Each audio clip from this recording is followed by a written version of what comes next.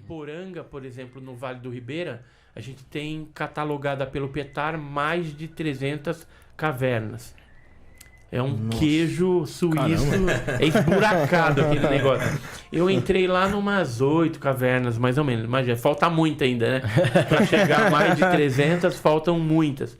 E muitos moradores de lá dizem que já viram o fenômeno, esses objetos, entrarem e saírem de dentro de cavernas, assim como os tripulantes, seres estranhos, também já foram vistos. Então, a gente admite como possibilidade a existência de uma caverna também operacional nessas localidades. Não só em Iporanga, né, que é no interior de São Paulo, mas tem vários outros locais aí interessantes. Nas Chapadas, por exemplo, Chapada Diamantina, Chapada dos Veadeiros, em Goiás, a Diamantina fica na Bahia, Chapada dos Guimarães, Mato Grosso, e aí vai. Toda a região norte e nordeste do nosso país também tem uma incidência muito grande dos fenômenos, objetos que perseguem as pessoas lá, principalmente na zona rural. Nas estradas tem bastante, objetos voadores, objeto terrestre. Objetos voadores e até seres. Seres mesmo. Às vezes seres.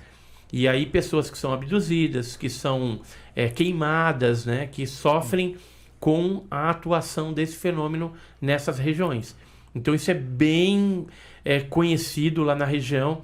Se você chegar lá, por exemplo, vamos dizer, em Pernambuco, na zona rural, e perguntar para um cara que mora lá, um ruralista lá, você já viu um OVNI?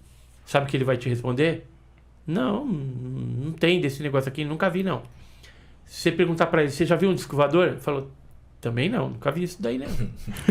Agora, se você perguntar lá na região de Pernambuco, se ele já viu o aparelho, aí ele vai te falar. De repente ele vai falar, ontem passou aqui. O aparelho? O aparelho. Então, cada região tem um nome regional para exemplificar o mesmo fenômeno OVNI. Por exemplo, em Minas Gerais, se você perguntar disco voador OVNI, o pessoal vai falar que nunca viu isso. Você é doido, isso aí não existe. Mas pergunta a mãe do ouro para ele.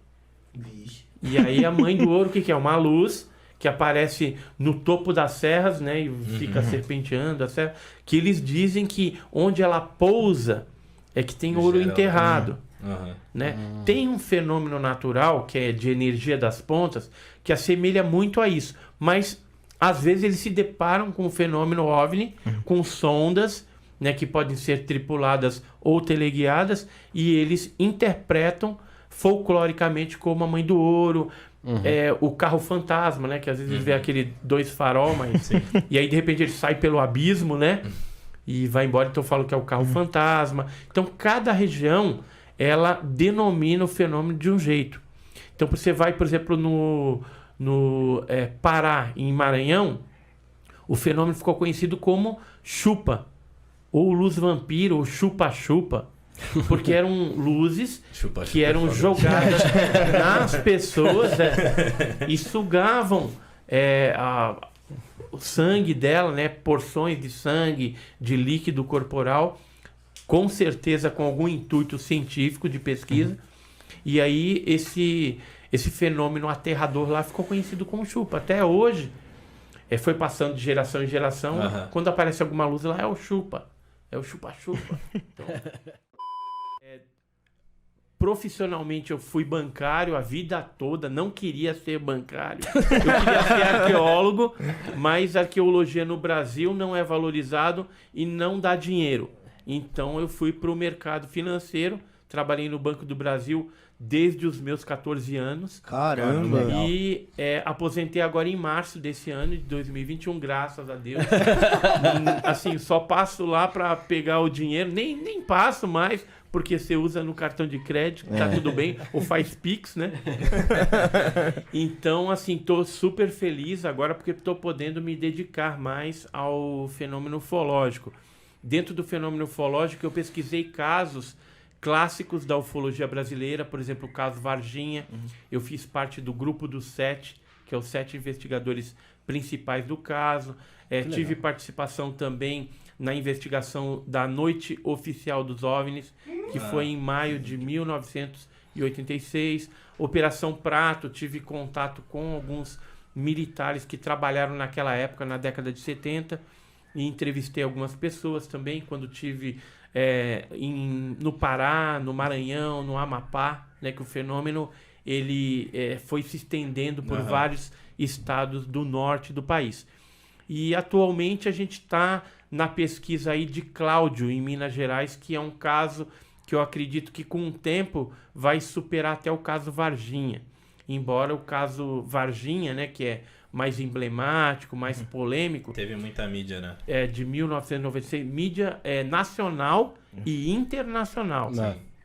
Saiu em inúmeras revistas especializadas de outros países, em programas televisivos aí de renome também, History, Discover, né, vários programas importantes aí que divulgaram o caso, e inclusive vai ser motivo agora de um documentário, né, o caso Varginha. E ele não encerrou, né, fez 25 anos, a gente pensava aí que ia começar a liberar alguns documentos, mas o Exército já está negando o acesso a esses documentos, colocando algumas leis, artigos. Então o negócio está complicado, porque houve o envolvimento norte-americano na investigação desse caso, né? Eles estiveram aqui investigando. Mas as pessoas, depois de 25 anos, parece que estão mais propensas a ajudar a falar a respeito do assunto. Então, este ano, para mim, está sendo muito bom, porque a gente já entrevistou um militar que participou das capturas. Que legal. E ele deu depoimento em vídeo. Assim, oportunamente a gente vai estar disponibilizando isso no canal também. Vai sair lá no seu canal. Isso. E da parte da Unicamp, por onde a criatura passou também, a gente recebeu vários depoimentos de antigos funcionários, pessoas que passaram por lá e que tiveram todo um envolvimento. É lógico que os principais continuam negando, né? Mentindo descaradamente a respeito do caso. O próprio governo brasileiro, né, não fala nada, não se manifesta a respeito disso. E os militares do Exército, que foram os responsáveis por gerir toda essa operação, a mando dos americanos, logicamente, eles também colocaram níveis de classificação bem altos, ultra secreto e tal. E aí, o Mourão pediu a extensão do prazo desses documentos ultra secretos. Que normalmente é 25 anos, é isso? Então, mas aí pede por mais 25 anos. Então a gente não vai conseguir ver nada. Não sei se algum dia a gente vai ver alguma coisa a respeito desse caso, vídeo, né, foto. Isso foi feito, teve militares que eu conversei pessoalmente e falaram que fizeram imagens dessa criatura. E testes, um monte de coisa. Só que, infelizmente, o assunto foi acobertado, né, e a gente encontra muita dificuldade para conseguir obter as peças faltantes desse quebra-cabeça, que é o caso Varginha. E por exemplo, programa, uma das coisas que eu fiquei muito curioso é que você falou que você começou a pesquisar porque em 81 você viu alguma coisa. Foi. Conta um pouquinho como que você começou aí, quantos anos você tinha e tudo mais, mas eu fiquei curioso de saber assim, hoje que você é mais velho e que você já viu mais coisas, é possível que seja outra coisa, que de repente era um balão, que era um avião, que era, sei lá, porque a tecnologia evoluiu, de repente alguém já tinha uma tecnologia um pouco avançada, ou não, mesmo depois de tanto tempo, você tem certeza que o que você visualizou era Eu tenho convicção hoje, e naquela época já tive, né, depois que eu me inteirei um pouquinho, que se tratava de uma nave-mãe, um OVNI, um objeto voador não identificado, que expeliu, até o momento que eu observei, até ele desaparecer, 16 objetos por baixo. Então tinha um grande, ele expeliu 16, saíam de 2 em 2, teve uma única ocasião em que desceu um objeto e não desceu o segundo, eles não desceram os dois juntos. Aí esse foi se afastando, depois ele parou, voltou, aguardou, aí desceu o outro. Aí saíram os dois E eram voadores também, esses dois, eram dois como se fosse um grande avião ou um grande... Era um objeto sem forma definida, alaranjado, né? Grande, muito grande. E os que saíam eram umas esferas, umas bolinhas vermelhas piscantes, elas pulsavam. Grande assim. é mais ou menos o tamanho de um avião? Não, bem maior. Bem maior que um avião? Bem maior, muito maior. E essas bolinhas menores... Duas perguntas. Essas bolinhas menores eram do tamanho parecido com um drone? Era muito maior? E você viu muito de perto ou você viu que nem hoje em dia... Porque uma das coisas que sempre me gera uma curiosidade é que sempre que tem uma foto, alguma coisa, as poucas que eu vi, né, obviamente, você deve ter muito mais do que eu, mas assim, sempre é muito longe, aquele negócio bem distante, bem pequenininho. Você chegou a ver bem pertinho de você? Não, então, tava assim, hoje calculando, buscando na memória, sei lá, uns 1.500, 2.000 metros no primeiro momento que eu vi. Depois ele foi ascendendo, quando ele já estava sobre Santos, e depois ele aumentou o tamanho. Aí eu não sei se ele desceu, e por isso deu a impressão de aumentar o tamanho, ou se foi o brilho que aumentou, e depois voltou. E quando ele voltou, ele fez um movimento assim, ó, de anzol, fez como se descesse e subisse rapidamente e desapareceu. E aí nisso viu eu, minha mãe, meu irmão. A gente tava assistindo televisão naquele dia e a minha mãe foi recolher roupa no varal. E aí ela gritou, deu um grito, a gente pensou que era um bicho pegando ela e a gente saiu para acudir. Aí quando chegou lá fora a gente viu esse fenômeno. Esse fenômeno, no dia seguinte, eu comentei no banco. Eu já trabalhava de menor aprendiz no Banco do Brasil, com aquelas fardinhas ridículas, azul, que quando chegava a fardinha Saudades pra gente... Banco do Brasil, né? Não, A galera fala que acreditar em ET é coisa de maluco é ser bancário. Né? Então, e o pior que era assim, eles pediam, era um uniforme que a gente usava, né, com um jalequinho, os botão tudo, assim, amarrotadinho, não, encapado, né, com tecido e umas coisinhas assim do lado, parecia guardinha. E aí o que acontecia? Eles pediam o raio desses uniformes e quando chegava, como a gente crescia muito, 14 anos, você cresce rápido. Aí a calça, já ficava parecendo que você ia caçar siri, né?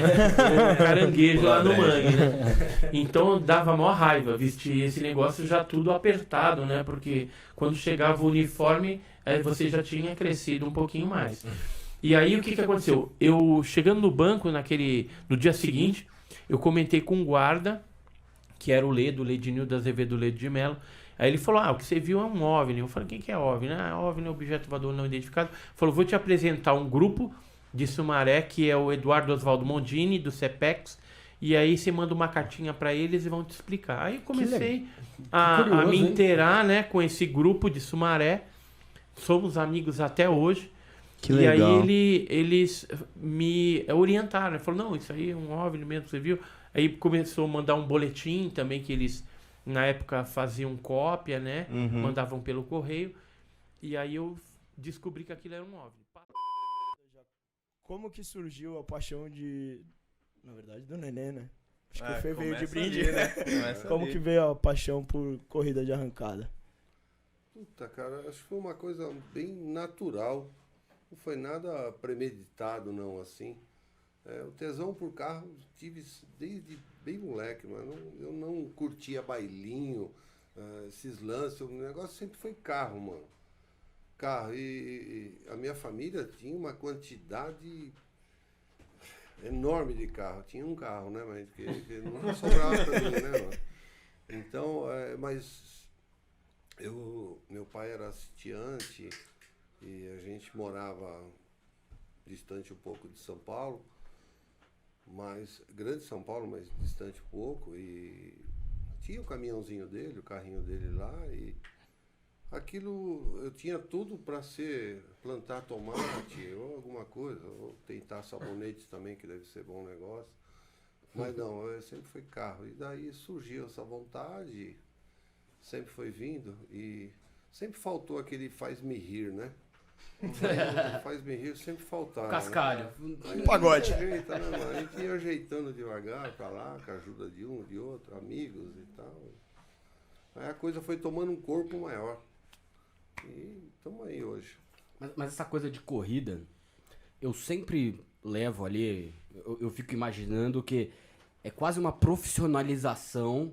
Você conseguiu achar dentro de um hobby seu, que aquilo ali começou nos rachas, né, de alguma forma. Aquilo ali, você já lá atrás, na época que você era mais novo e você, pô, às vezes não pensava tanto nas consequências, foi ali que você começou a olhar os carros e falar, meu, puta, eu quero acelerar mais rápido, competição, ou não? Sempre já foi o lado profissional? Não, de jeito nenhum. Na verdade é assim, É um preconceito meu nisso aí. Não, não tem não, de boa. O que acontece é o seguinte, eu não vou ser hipócrita não. Eu comecei no racha de rua mesmo, porque na época tinha muito. Então. Hoje assim, esporadicamente em algum lugar ou outro, às vezes acontece, mas antes tinha muito. E na época, até é engraçado, que o telefone meu era o Disque Racha, né? Aí eu ficava marcando os peguinhos com um, com outro, aquelas coisas para se encontrar. E daí que nasceu a paixão. Não foi para circuito, foi para carro de arrancada, né? Que é o que a gente fazia nas ruas, né? Uhum. E, só que aí a coisa foi pegando um outro corpo, porque é assim, na rua hoje é impossível de você fazer isso. Pela quantidade de carro e pelo policiamento que tem também. Porque antigamente não tinha policiamento, tem hoje, né, cara? A coisa era mais branda. Você entrava numa raia, a marginal, para quem não conhece. Aqui 2 horas da manhã não tinha ninguém, mano. Era só grilo ali, velho. Então você. Arregaçava, mano. E era vários pontos ou tinha um ponto específico? Não, tinha os pontos Cara, mais época boa. famosos, Época boa, saudade. É É da hora, mano. Era legal. Ali ficavam os carros mais, assim, carros fortes, mas mais brandos. Os que tinham os carros importados iam para Castelo, para pedagiada. Uhum. Aceleravam 1 quilômetro lá, era legal também, sabe? Mas aí foi aí que nasceu essa vontade, que eu conheci o meu, hoje, patrão, né? Vamos falar assim, né? Que foi lá no posto que eu frequentava, que a gente se reunia. E a gente se reunia, pouca coisa, né? A gente se reunia segunda, terça, quarta, quinta. A gente deixava o final de semana. Que a minha mulher falava pra mim, chegou um dia ela falou, olha, você tá igual a Deus, mano. Eu sei que você existe, mas não vejo, velho. Pra vocês verem como isso não é mentira, teve um aniversário de casamento do pai e da mãe, que o pai falou, vou te levar num lugar que você nunca foi. E a mãe falou, puta, da hora, você arrumou e tal, hoje você vai ver racha. Eles foram no meio da raia, ela comemorou o aniversário de casamento. Olha o nível, mano. Foi, cara. Esse aí é corajoso. Esse aí é macabro. Eu gostava, era mesmo. Pra você foi semelhante, cara? Você também se envolveu muito por causa do seu pai, imagino, mas você também teve essa época de uma corrida de rua, porque, cara, querendo ou não, a alma do negócio vem dali, né? Então é meio que até o que ele tá falando, ele, já vivenciou isso. Você também vivenciou? Não tem nada a ver. Eu e o meu irmão que tá em casa assistindo a gente cresceu com o pai gostando de carro. Então, era muito... A chance da gente gostar de algo diferente era difícil, porque vivia a coisa de carro, né? E aí, desde pequeno. O meu irmão, ele foi pra arrancada, andou mais que eu, gosta mais. Eu gosto da arrancada, mas nunca foi uma coisa assim que... Tipo, hoje eu tenho meu carro, mas eu gosto mais de passear, curtir na rua. Não que eu não acelere, né? Porque não adianta, tá no sangue, mano. Você tem um carro forte, você quer acelerar. Você não quer deixar ele paradinho no shopping que os outros veem só. Você não tem como, sabe? Tá ligado? Mas foi vindo assim também. Mas eu queimei minha língua, porque eu falava não vou andar na arrancada, não vou e tal. Só ia lá assistir, o dia que eu fui, isso é louco, mano. É da hora. Apaixona, né? Uma adrenalina fodida. Você tá maluco. Você sabe quem é o próximo que vai correr lá, Demais, né? velho. Você já tá Não espero sabendo? que seja o Giba. Não, o Giba não pode, porque ele não sabe acelerar o manual. Cara, o Giba, A primeira morreu. a primeira vez que eu ia falar, botou a primeira, não sai do lugar. Café com leite aí, né? É o seu Felipe aqui, filho. O Felipe É mesmo? a Niege veio aqui, já fez o convite Ele já falou que vai participar. Ela me intimou, falou que quer acelerar comigo e falou que vai me dar pau abaixo dos 8. Aí sim. Tá bom, então, vamos, né? Mas o Fê gosta... Você não deu essa resposta pra ela, não. Não? Não, tá faltando confirmar. Não, eu confirmei já. Ah, já? Confirmei. Não, o lugar é legal demais, mano. Ela- A adrenalina é diferente de Ela tudo, queria assim. tirar um É da hora. com o Felipe no dia 6. No evento do dia 6. Entendi. Vamos ver se vai rolar. Não é dia 29? Vai.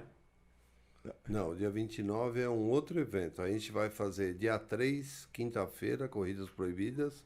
Dia 5, sábado, Drag Race. Dia 6, Racha. São 3 eventos, 3 separados. Os mais fortes é o Drag Race, sim, que é um dos carros mais canhão mesmo.